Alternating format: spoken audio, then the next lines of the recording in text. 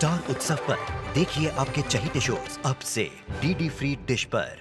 यदि तुम योद्धा नहीं भी होते, यदि तुमने तारकासुर का वध नहीं भी किया होता, तब भी तुम हमारे पुत्र होते। उसी प्रकार हम कोई भी रूप धारण कर लें, किंतु हम सदैव तुम्हारी मां थे और मां रहेंगे। संसार के प्रति हमारे दायित्व, हमारी उपलब्धियां हमारे संबंधों के निर्णायक नहीं है। संतान में माता पिता के गुण होना स्वाभाविक है पुत्र, किंतु यदि कोई तुम्हारी तुलना तुम्हारे माता पिता से करे तो ये उसकी भूल है, क्योंकि तुम्हारा अपना अस्तित्व है, उद्देश्य है, अपना महत्व है, जो तुमसे कोई नहीं छीन सकता। तुम महादेव और पार्वती के पुत्र कहलाओगे, क्योंकि ये तथ्य है। किंतु इस तथ्य का एक रूप और भी है, जो तुम्हें नहीं दिख रहा, और वो ये है कि हम और महादेव तुम्हारे माता पिता के रूप में जाने जाते हैं। हमारा मातृत्व तुम्हारे कारण पुष्पित हुआ है। तुम्हारे माता पिता बनकर हम अत्यंत गौरवान्वित हुए हैं पुत्र।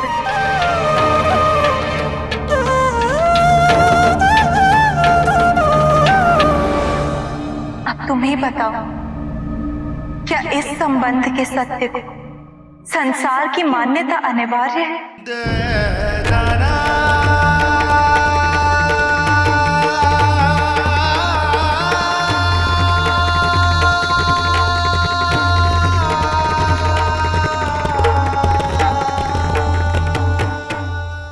इंद्रदेव, एक वीर सेनापति के रूप में कार्तिकेय का योगदान अतुलनीय है।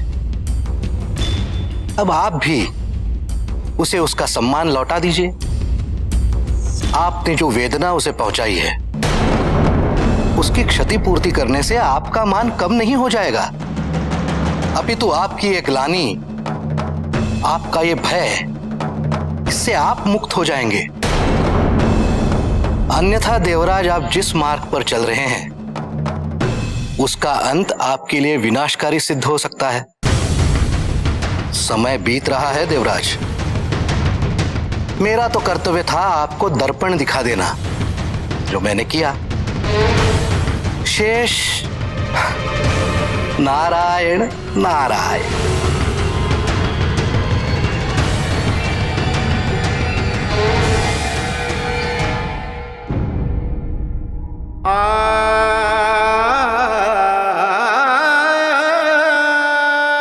भयभीत हो गया था मां।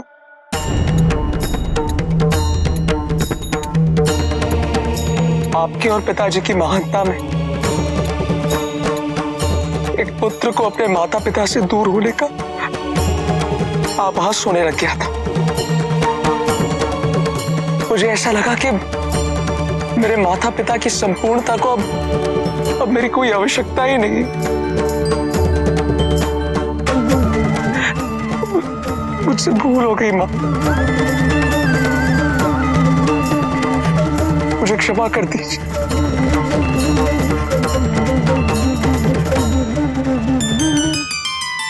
हमें छोड़ के जाने का विचार कभी अपने मन में मत लाना।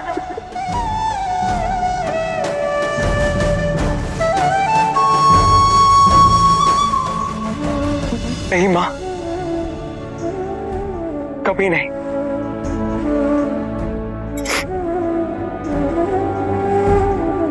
मैं आपको वचन देता।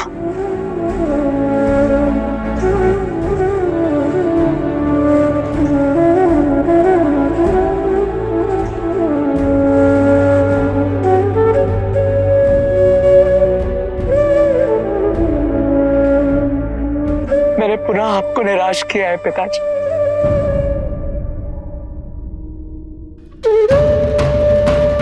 मुझे क्षमा कर दीजिए।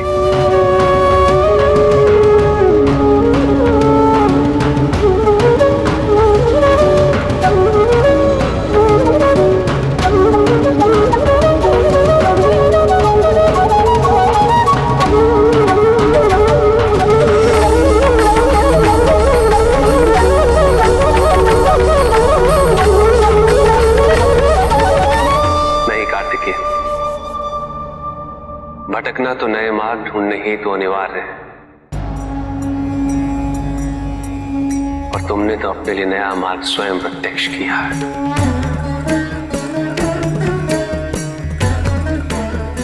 हाँ पुत्र, दक्षिण की ओर अभी भी दैत्य और असुरों का आतंक है।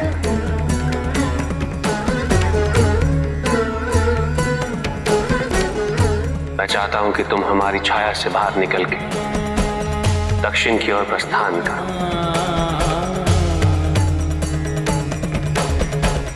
वहां के वासियों की रक्षा का दायित्व संभाल, अपने उद्देश्य की पूर्ति कर, अपनी नई पहचान बनाओ, ताकि समस्त संसार कहे महादेव और पार्वती वीर कार्तिकेय के माता पिता हैं।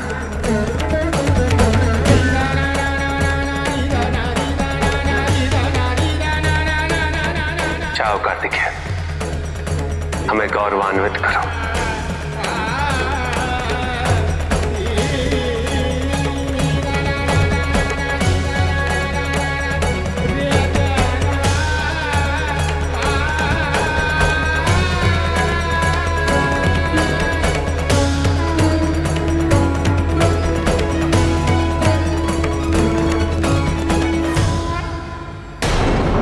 सत्य कहा आपने मुनिवर कि सत्य सदैव सत्य ही होता है, शाश्वत होता है। और सत्य ये है कि इस सिंहासन पे केवल मेरा अधिकार है, मेरा।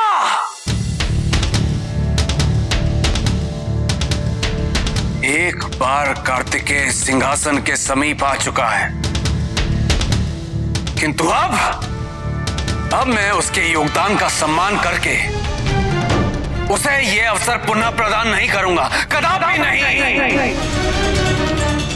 अब इस प्रतिस्पर्धा का अंत होना अनिवार्य हो गया है। मैं कार्तिकेय का विनाश कर दूंगा, अंत कर दूंगा मैं उसका।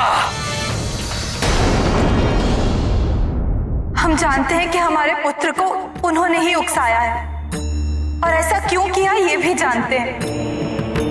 क्या मिला उन्हें एक बालक के साथ ऐसा कर? क्या ये उनकी पद की गरिमा को शोभा देता है? पार्वती,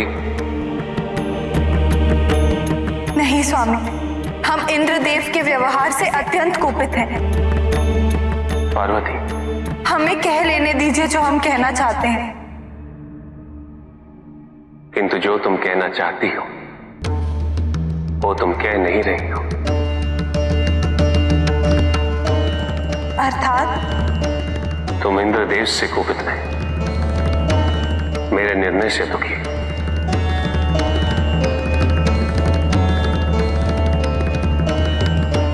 नहीं स्वामी, आपसे क्यों?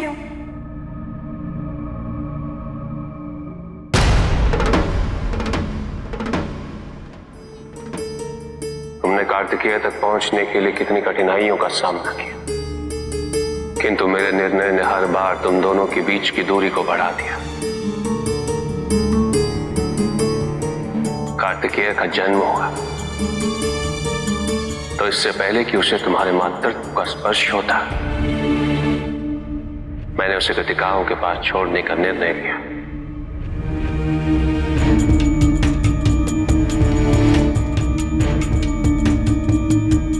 जब वो वहां से लौटा तो इससे पहले कि वो तुम्हारे पुत्र की भूमिका को निभा सके, मैंने उसे योद्धा बनने के लिए भेज दिया।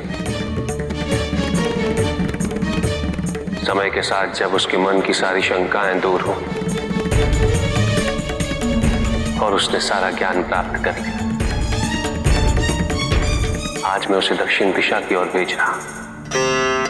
आप उसके पिता हैं, आपको निर्णय लेने का अधिकार है स्वामी। हाँ पार्वती,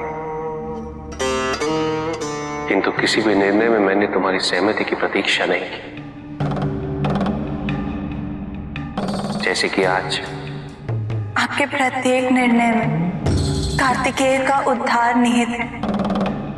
ये सत्य है पार्वती, किंतु इसके लिए मैं बार बार तुम्हें बलिदान देने पे विवश नहीं कर सकता।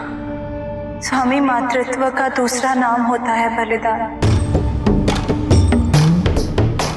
दुख होता है अपने संतान से वियोग का दुख।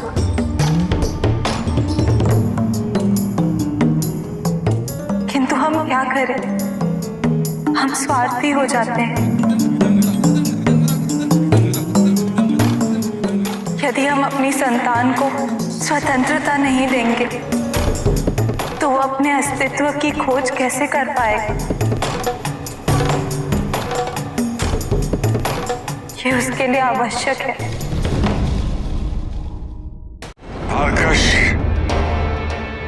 कमलाक्ष और विद्युन्माली, तीनों शिव भक्त, अब ये तीनों मिलकर करेंगे शिव पुत्र कार्तिकेय का वध।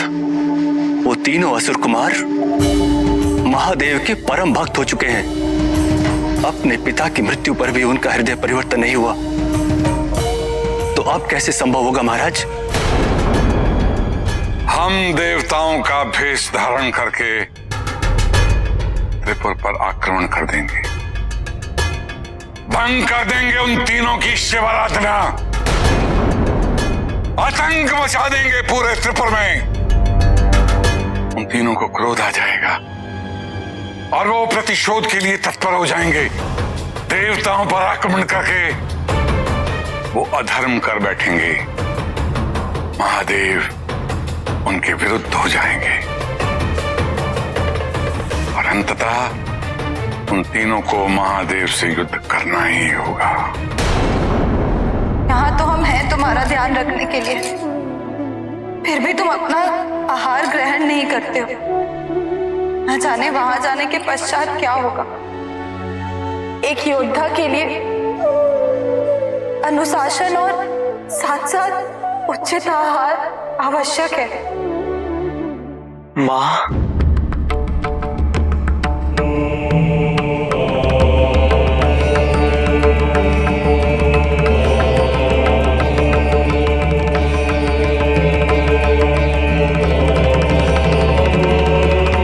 मैं आपके बिना कैसे रह पाऊंगा? आप मेरे साथ नहीं चल सकते।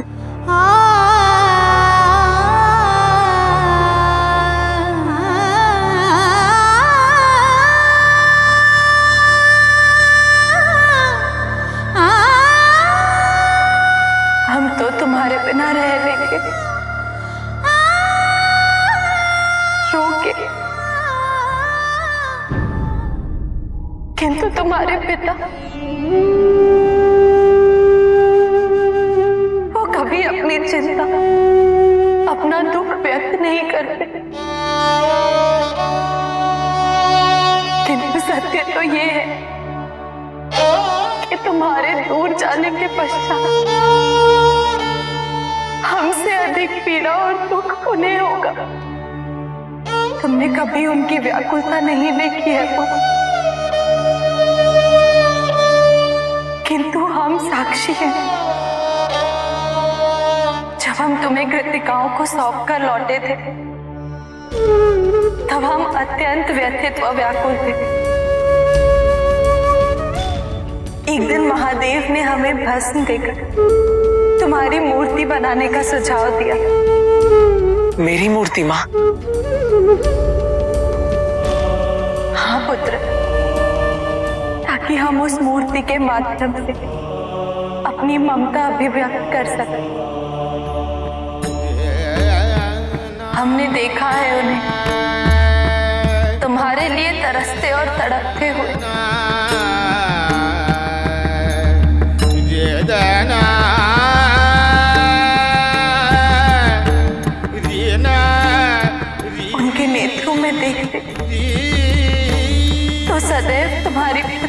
का एकाकीपन प्रत्यक्ष होता।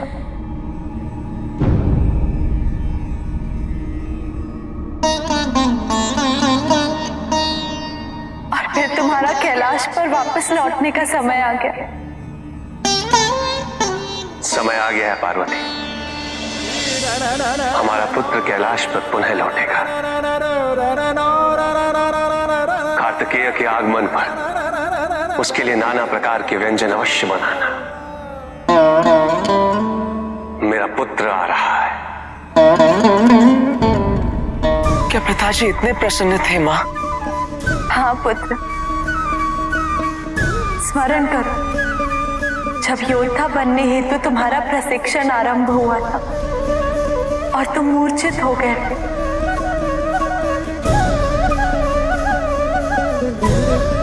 तब स्वामी ने तुम्हें कितने प्रेम से अपनी गोद में बिठाकर लेप लगाया।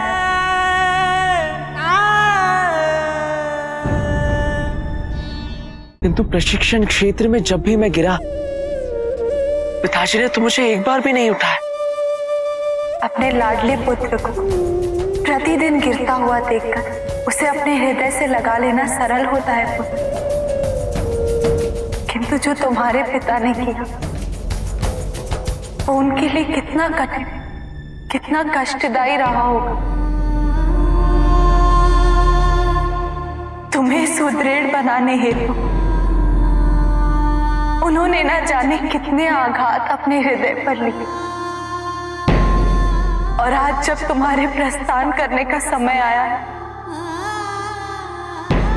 तो उनके दुख का अनुमान लगाना भी हमारे लिए संभव नहीं।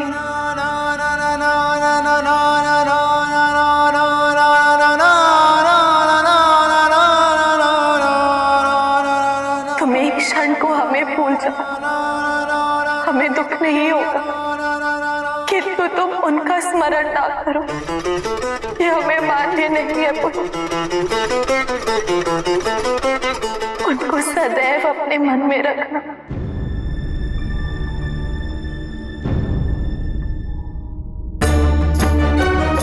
आज महादेव कार्तिकेय को दक्षिण का दायित्व सौंप रहे हैं। हो सकता है कल उन्हें वो स्वर्ग का दायित्व सौंप दें। मैं उन्हें यह अवसर नहीं दूंगा। जब कार्तिकेय दक्षिण की ओर प्रस्थान करेगा तब मैं उस पर आक्रमण करूंगा।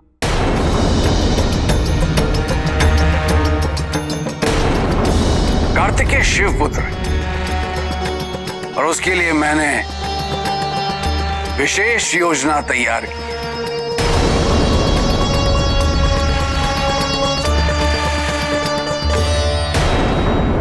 अपना ध्यान रखना कार्तिकेय, अन्यथा तुम्हारी माता चिंता करेंगी।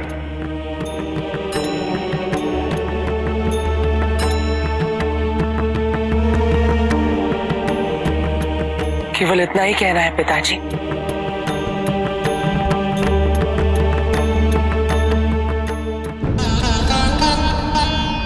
हाँ पुत्र, क्या कहना चाहिए मुझे? कुछ भी नहीं पुत्र, मुझे कुछ और नहीं कहना।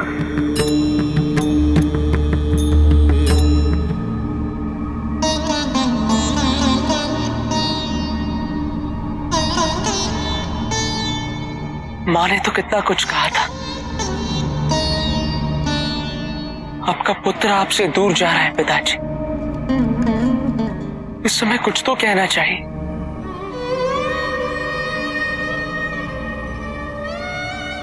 कोई सीख, कोई ज्ञान, कोई आदेश, कोई निर्देश।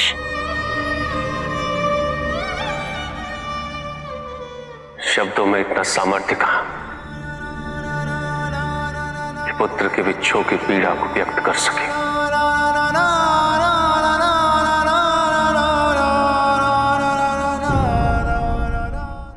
दक्षिण का दायित्व सौंपना मेरा निर्णय है कार्तिकेय, ये मेरा आदेश नहीं। इसके लिए तुम्हारी स्वीकृति, तुम्हारी सहमति अनिवार्य है। यदि तुम्हारे मन में कोई संदेह हो तो तुम मुझसे निसंकोच कह सकते हो।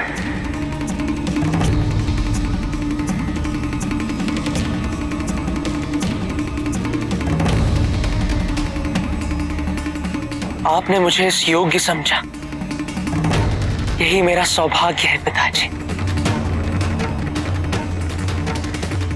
मैं आपको वचन देता हूं कि आपको कभी निराश नहीं करूंगा।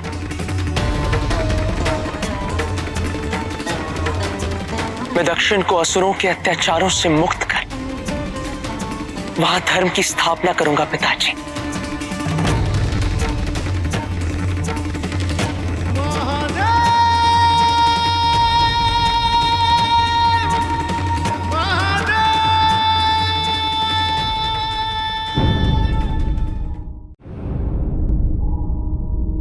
मैं दक्षिण को असुरों के अत्याचारों से मुक्त कर वहां धर्म की स्थापना करूंगा पिताजी।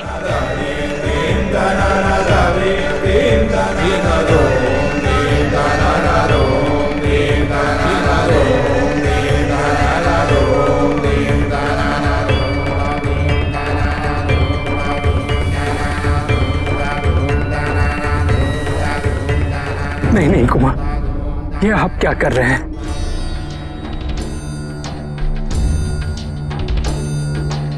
मैंने अपने कृत्य से आपको बहुत दुखी किया है नंदी, मुझे क्षमा कर दीजिए।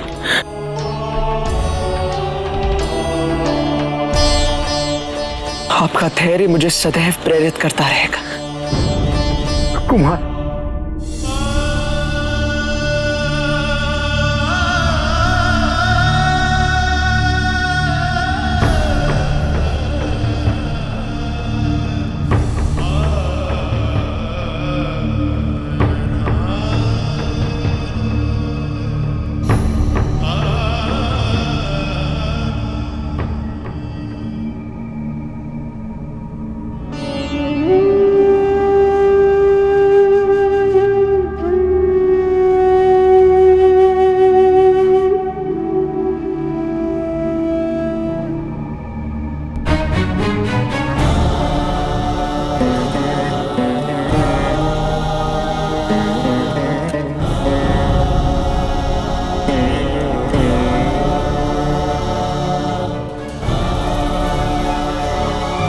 कल्याण हो।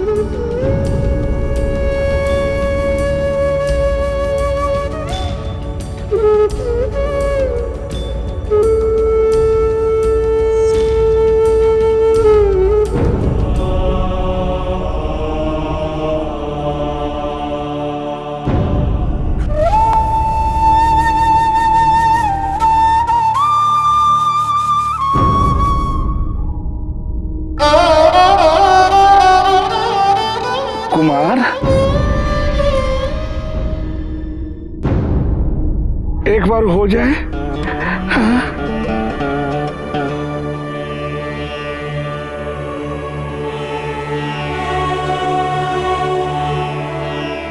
हाँ हाँ कुमार,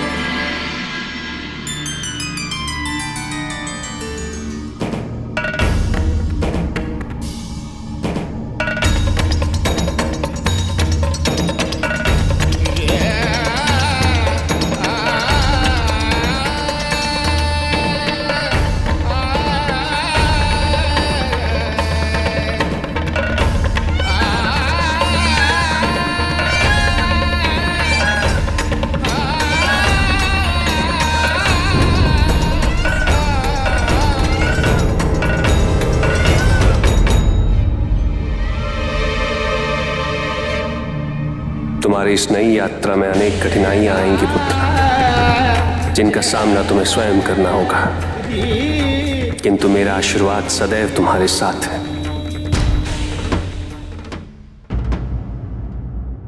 कार्तिकेय कैलाश से प्रस्थान कर चुका। क्या देवराज वास्तव में उन पर आक्रमण करने की योजना बना चुके हैं? किंतु ऐसी भी क्या योजना जिसे वो हम सबसे गोपनीय रखे हुए हैं? सेना को अभी तक आक्रमण हेतु कोई सूचना भी प्राप्त नहीं हुई है। योद्धाओं की सेना नहीं सूर्यदेव, अभी तो इंद्रियों की सेना आक्रमण करने वाली है।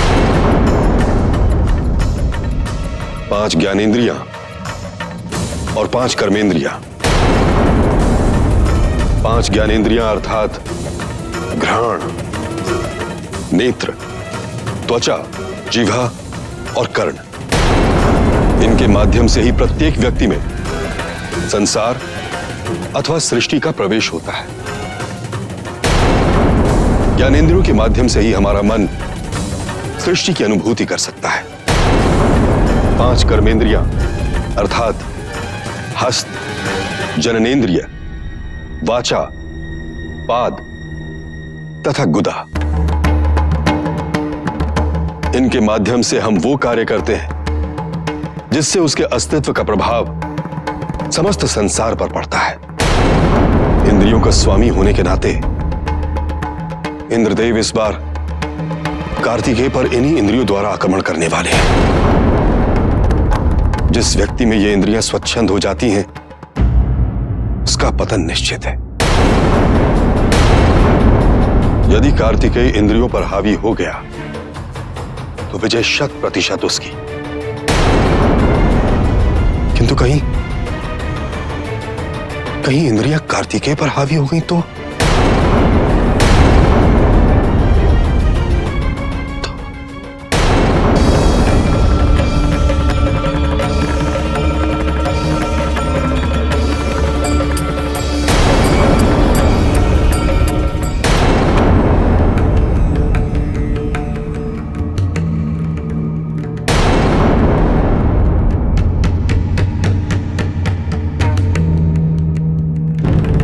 नारायण नारायण।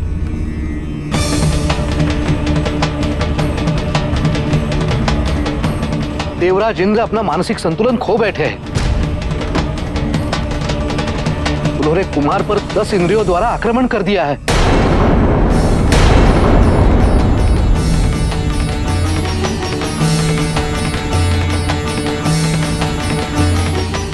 देवराज इंद्र को अपने दुस्साहस पे पछताना होगा।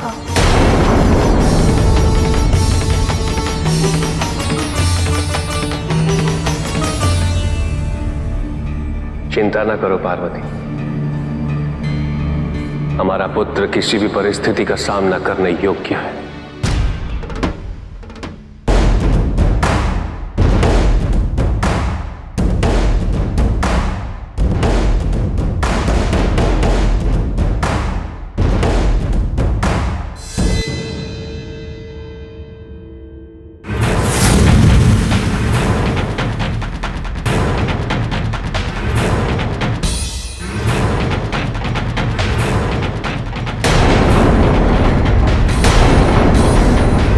कौन हो तुम सब और मुझ पर इस तरह आक्रमण करने का कारण क्या है?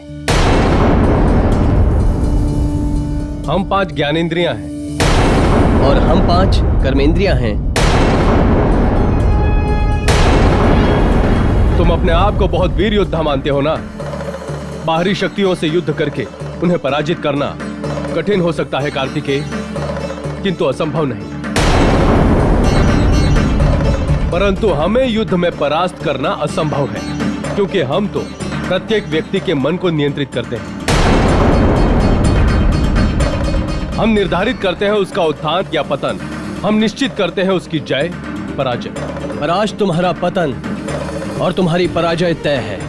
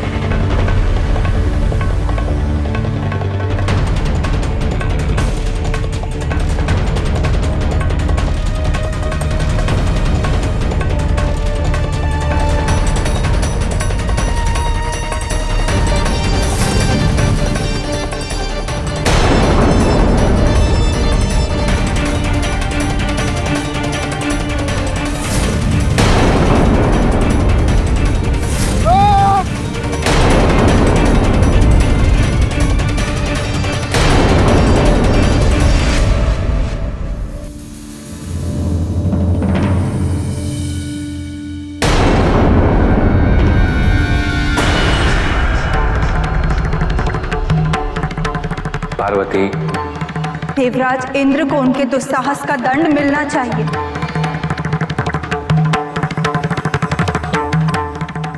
क्या आप सहमत नहीं हैं? उन्होंने हमारे पुत्र पर आक्रमण किया, जैसे वो कार्तिकेय को अपना शत्रु समझते हो।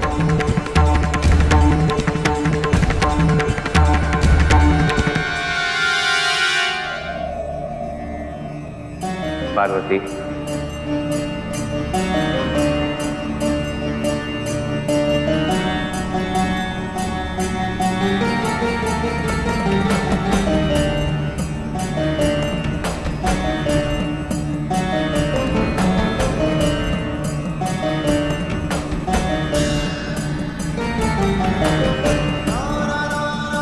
देवराज इंद्र के दुस्साहस से हमारा क्रोधित होना स्वाभाविक है पार्वती, किंतु सत्य तो यही कि प्रत्येक शत्रु हमें हमारे व्यक्तित्व की कमी, हमारी अक्षमता से परिचित कराता है, जो सामान्य तौर पे कभी भी संभव नहीं होता। देवराज की ईर्ष्या, उनकी असुरक्षा उत्पन्न होना, कार्तिकेय के विकास और उसको परिपक्व बनाने हेतु आवश्यक था। अन्यथा कार्तिकेय कभी भी अपने सत्य को जानने के लिए इतना व्याकुल नहीं होता, और ना ही उसके मन में इतनी शंकाएं व प्रश्न उत्पन्न होते।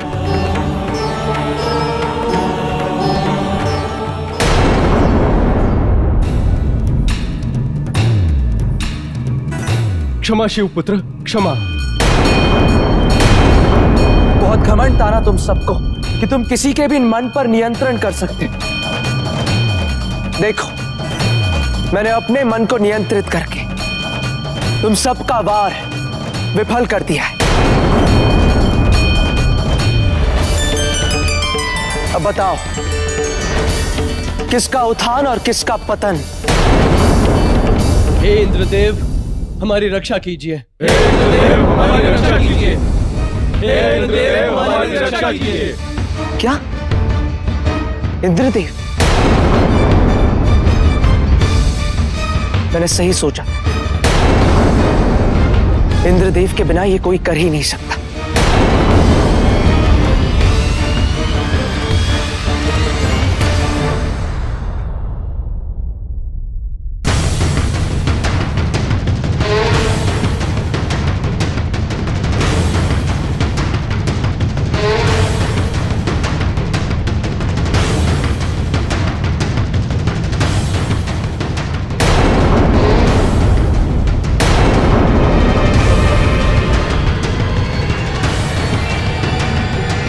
हमें क्षमा करें शिवपुत्र।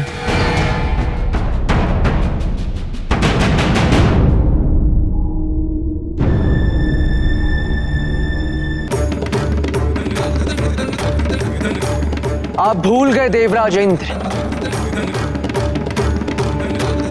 जिनका मन महादेव की सेवा में समर्पित होता है, जिनका जीवन महादेव के आशीर्वाद से परिपूर्ण होता है, जो महादेव द्वारा निर्धारित मार्ग पर अग्रसर होते हैं, वो इंद्रियों के नियंत्रण में नहीं, अपितु इंद्रियां उनके नियंत्रण में होती हैं। यदि इस आक्रमण का उत्तर मैंने दिया तो उसका परिणाम क्या होगा अनुमान है आपको? किंतु नहीं, मैं देवलोक के संचालन को अवरुद्ध नहीं करना चाहता। आपसे शत्रुता मेरा उद्देश्य कभी नहीं था और ना ही कभी होगा,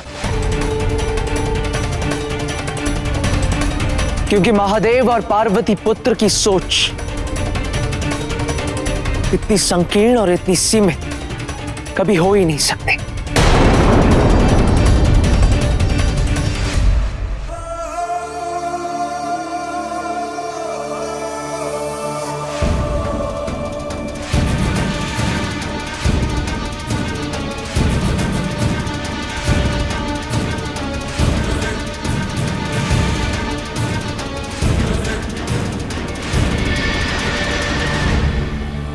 मैं जा रहा हूं देवराज।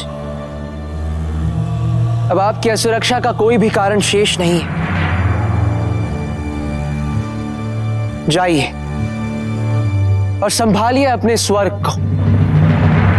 मुझे आपके सिंहासन का कोई भी मोह नहीं।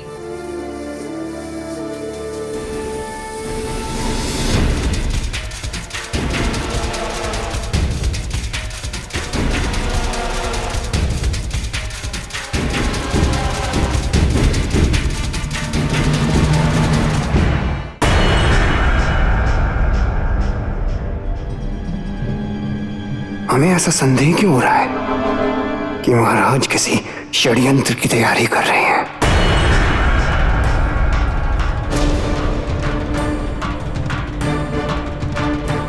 शिव और उसके परिवार से सहानुभूति है ना आपको? तैयार हो जाइए। आपको निकट भविष्य में बहुत कष्टप्रद समाचार प्राप्त होने वाले हैं। प्रतीक्षा है तो केवल तारकाक्ष, कमलाक्ष और विद्युन्माली के हृदय परिवर्तन की।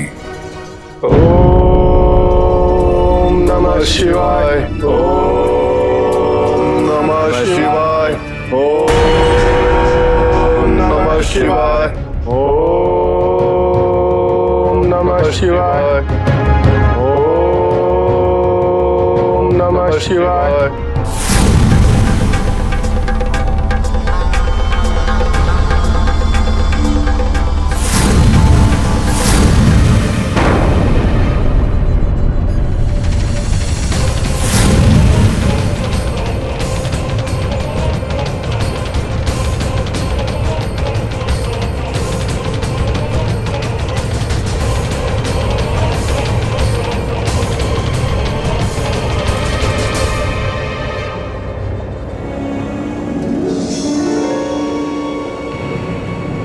देवतागण, ये क्या कर रहे हैं हमारे साथ?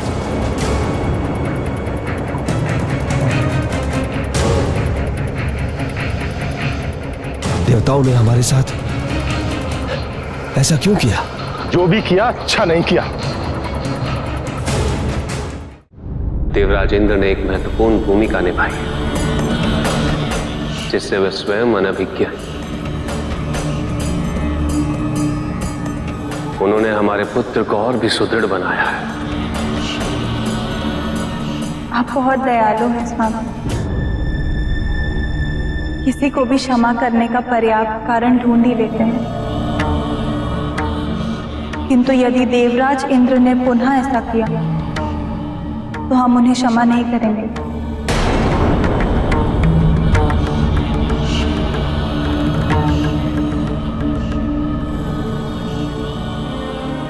पार्वती, एक महासागर में एक छोटी सी नौका तब तक नहीं डूब सकती जब तक महासागर का जल उसमें भर नहीं जाता। उसी प्रकार हमारे बाहर कितना ही दोष क्यों ना हो, हम नकारात्मक सोच वाले व्यक्तियों से घिरे ही क्यों ना हो, जब तक हम उनके दोष और उनकी नकारात्मकता को अपने भीतर प्रवेश नहीं करने दें, हमें कोई भी डुबा नहीं सकता।